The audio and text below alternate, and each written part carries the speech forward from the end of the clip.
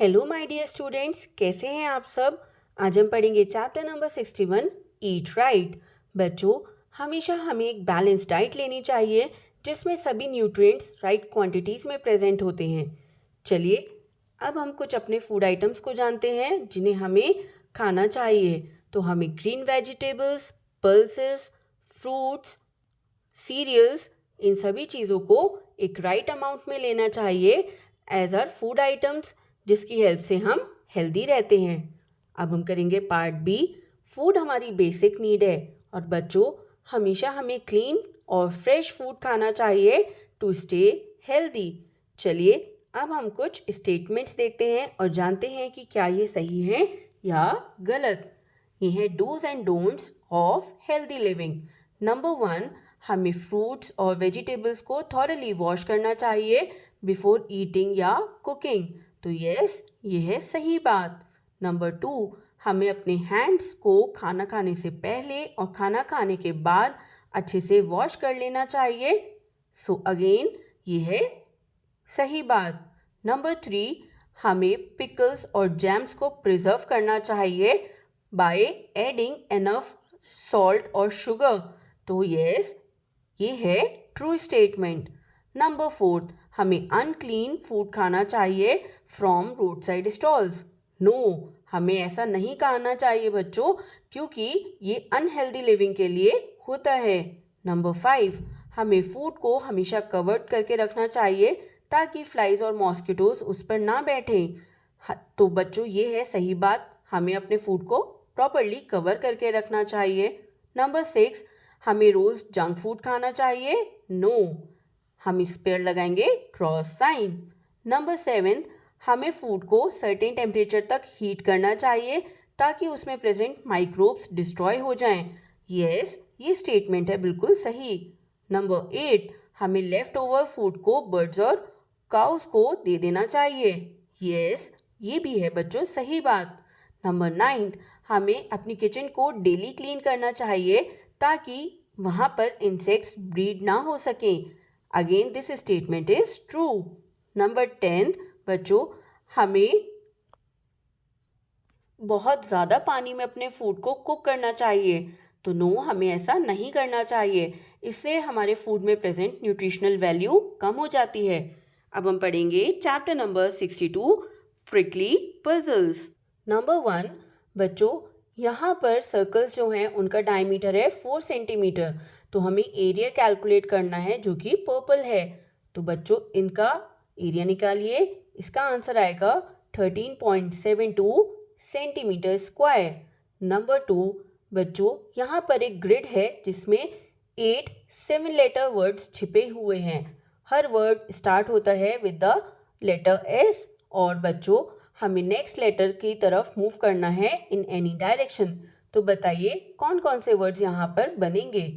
ये हैं 16, speaker, syringe और shampoo, seaweed, sausage, spanner, snorkel. अब हम पढ़ेंगे क्वेश्चन नंबर 3। हमें बच्चों इन लेटर्स को यूज़ करके ग्रिड को कंप्लीट करना है ताकि जब हम ग्रिड को रीड करें तो ये अक्रॉस और डाउन सेम रीड हो। तो बच्चों, हम ग्रिड को फिल करेंगे इन लेटर्स के साथ। और सबसे पहले डाउन में अगर हम देखेंगे तो पहले बनेगा स्टर और ऐसी अक्रॉस में बनेगा स्टर। सेकंड वर्ड आएगा टायर और थर्ड कॉलम में वर्ड आएगा आयरिस और फोर्थ कॉलम में वर्ड आएगा रेस्ट। चलिए अब देखते हैं number 4, what comes next in this sequence. इस सीक्वेंस में नेक्स्ट क्या आएगा। सीक्वेंस में नेक्स्ट आएगा एल एल। नंबर 5, बच्चों, क्या हम यहाँ पर प्लेस कर सकते हैं नंबर्स 1 to 8 इस ग्रिड के अंदर, इस तरह कि कोई भी दो कॉन्जिक्यूटिव नंबर्स डायरेक्टली एक दूसरे के बाद ना आए, हॉरिजॉन्टली, वर्टिकली और डायगनली। चलिए कीजिए इसे कंप्लीट। नंबर 6, बच्चों, सभी स्टूडेंट्स इकोनॉमिक्स की क्लास में मैथमेटिक्स भी पढ़ते हैं। Half of those who study literature also study mathematics. आधे ऐसे भी हैं जो लिटरेचर पढ़ते हैं वो भी मैथमेटिक्स को पढ़ते हैं और हाफ ऑफ द स्टूडेंट्स ऐसे हैं जो मैथमेटिक्स की क्लास में हैं और इकोनॉमिक्स भी पढ़ते हैं। 30 स्टूडेंट्स स्टडी करते हैं लिटरेचर और 20 स्टडी इकोनॉमिक्स।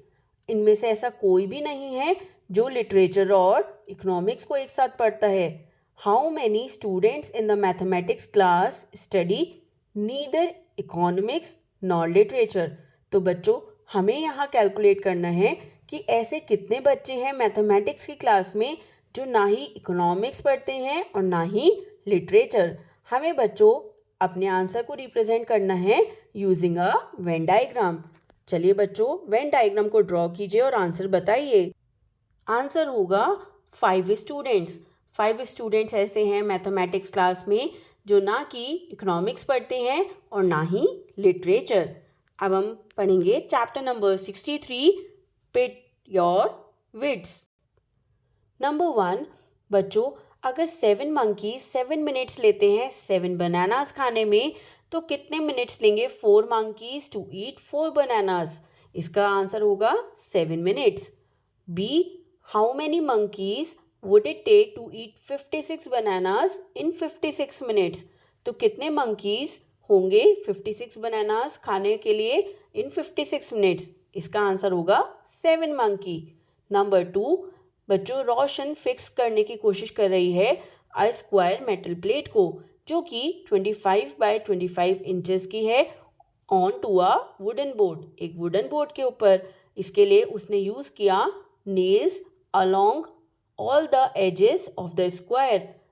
बच्चों इसके लिए रोशन ने यूज़ करा नेल्स को स्क्वायर के एजेस पर और इसने नेल्स को इस तरह यूज़ किया है कि 26 नेल्स हैं ऑन ईच साइड। बच्चों ईच नेल अगर सेम डिस्टेंस पर है from the nails next to it तो बताइए टोटल कितनी नेल्स उसने यूज़ की हैं। इसका करेक्ट आंसर होगा 100। नंबर 3 बच्चों यहाँ पर न्यू क्लास में टोटल 10 चिल्ड्रन हैं और टीचर ने सभी बच्चों को आपस में हैंडशेक करने के लिए कहा है। तो बताइए टोटल कितने हैंडशेक्स हुए। हम इसे कैलकुलेट करेंगे यूजिंग अ फॉर्मूला n-1/2। तो बच्चों टोटल क्योंकि 10 स्टूडेंट्स हैं तो 10 मल्टीप्लाइड बाय 9 होल अपॉन 2। इसका आंसर आएगा 45। नंबर 4 बच्चों हमारे पास ऑलरेडी 1 रुपी थे हमारे पिगी बैंक के अंदर। हमारे फादर ने 1 रुपी हमें फर्स्ट डे दिए और 2 रुपी उन्होंने सेकेंड डे दिए, 4 रुपी उन्होंने थर्ड डे दिए एंड सो ऑन। तो बताइए बच्चों 14th डे पर हमारे पिगी बैंक में टोटल कितने रुपीज़ होंगे। और इसके साथ हमें बताना है कि कौन से दिन हमारा पिगी बैंक हाफ फुल होगा। तो इसका आंसर है 13th डे।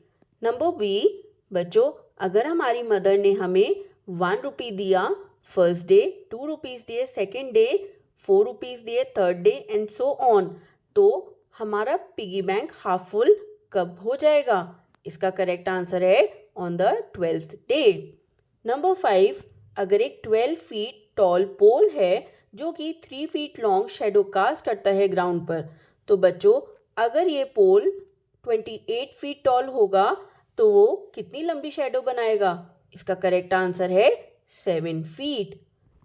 नंबर 6 मेरी सिस्टर और मैंने एक गेम खेला चेस का हर रोज़ कुछ दिनों तक। बच्चों हमारी शर्त थी कि जो भी गेम हारेगा वो हमें 1 रुपी देगा। बच्चों लास्ट गेम जब हमने खेला तो हमने काउंट किए कि हमने कितने नंबर ऑफ गेम्स जीते या हारे और मैंने अपनी सिस्टर से एक गेम ज़्यादा जीता, इसलिए मुझे मिले 14 रुपीज़ और उसके पास थे 11 गेम्स जो उसने जीते थे। तो बताइए बच्चों हमने टोटल कितने गेम्स खेले। इसका करेक्ट आंसर है बच्चों 36। हमने टोटल 36 गेम्स प्ले किए। नंबर 7 गोपी ने स्पेंड किए 1/4 of his life as a boy, 1/8 as a youth और 1/2 एज एन एक्टिव मैन। बच्चों अगर गोपी ने स्पेंड किए 11 years as an old man तो बताइए गोपी ने कितने ईयर्स स्पेंड करे एज एन एक्टिव मैन। तो बच्चों इसका क्या होगा करेक्ट आंसर? इसका करेक्ट आंसर होगा 44 ईयर्स। क्वेश्चन नंबर 8, बच्चों अगर एक लॉग को कट किया गया है जो कि 4 मीटर लॉन्ग पीस था 1 मिनट के अंदर, तो बताइए how long will it take to cut it into 10 pieces. उसको 10 पीस में कट करने के लिए कितना टाइम लगेगा? इसका करेक्ट आंसर है 9। क्वेश्चन नंबर 9, बच्चों एक क्रिकेट बैट और बॉल खरीदे गए फॉर ₹110। अगर बैट की कॉस्ट 100 रुपीज़ ज़्यादा थी देन द बॉल, तो बच्चों बताइए बॉल की कितनी कॉस्ट थी? बॉल की कॉस्ट थी ₹5 और बैट की कॉस्ट थी 105। क्वेश्चन नंबर 10, बताइए बच्चों इस फिगर में कितने स्क्वायर्स बन सकते हैं? इसका करेक्ट आंसर है 30। चलिए अब हम करेंगे chapter number 64, exercise your brain. Number 1, बच्चों राम हेवियर है than Shyam but not as heavy as Ravi. Shyam ज़्यादा हैवी है विजय से और अनुज हैवी है राम से लेकिन अनिल से लाइटर है। तो बताइए लाइटेस्ट कौन है? इसका करेक्ट आंसर है विजय। नंबर 2, ए मीट्स बी। बी का एक बेटा है सी और एक डॉटर है डी। ई जो है ये डॉटर इन लॉ है बी की। How is A related to B? A B से कैसे रिलेटेड है? तो इसका करेक्ट आंसर है ग्रैंडसन। तो ये है ग्रैंडसन ऑफ बी। नंबर 3, बच्चों 3 वुमेन हैं जो कि एक साथ जा रही हैं। इनमें से 2 मदर्स हैं, 2 ऑफ देम आर डॉटर्स और 2 हैं डॉटर्स। सबसे बड़ी सबसे यंगेस्ट से कैसे रिलेटेड है? तो जो सबसे बड़ी हैं वो यंगेस्ट वाली की ग्रैंड मदर है। नंबर 4, बच्चों एक मैन ने वॉक करना शुरू किया वेस्ट साइड में, फिर उसने राइट टर्न किया और फिर दोबारा राइट टर्न किया और इसके बाद लेफ्ट टर्न लिया। अब बच्चों बताइए कि मैन कौन सी डायरेक्शन में वॉक कर रहा है? ये डायरेक्शन होगी north. Number 5, a firm celebrated its diamond jubilee in 1999। एक फर्म ने अपनी डायमंड जुबली को सेलिब्रेट किया 1999 में। तो बताइए बच्चों फर्म कितने ईयर्स ओल्ड होगी इन 2000? इसका करेक्ट आंसर है 61 years. Part B, tick the odd one out. बच्चों इसमें हमें ऑड वन आउट को सर्कल करना है। तो फर्स्ट में ऑड वन आउट है poppy, number 2 odd one out है सिंगर, नंबर 3 में ऑड वन आउट है लेंथ, नंबर 4 में काउ और नंबर 5 में है सिल्वर। सी पार्ट में बच्चों 2 मैन हैं ए एंड बी जिन्होंने एक पर्टिकुलर पॉइंट से वॉक करना शुरू किया। ए ने वॉक किया 4 किलोमीटर्स वेस्ट में और बी ने वॉक किया 1 किलोमीटर नॉर्थ में। इसके बाद बी ने लेफ्ट टर्न लिया और इसने वॉक किया 4 किलोमीटर्स और ए ने राइट टर्न किया और इसने वॉक किया 1 किलोमीटर। चलिए अब इन क्वेश्चंस के आंसर दीजिए। Number 1, how far are they from each other? वो एक दूसरे से कितनी दूर हैं? तो बच्चों वो एक दूसरे से बिल्कुल भी दूर नहीं है, they are at the same position. तो इसका आंसर होगा 0 kilometre. Number 2, who walked more? किसने ज़्यादा वॉक की? तो इसने। बच्चों दोनों ने सेम डिस्टेंस वॉक किया। Number 3, in which direction is A moving finally? A finally कौन से डायरेक्शन में मूव कर रहा है? इसका आंसर है नॉर्थ। और बी कौन से डायरेक्शन में मूव कर रहा है फाइनली? इसका आंसर है west. I hope you enjoyed all these lessons. Thank you.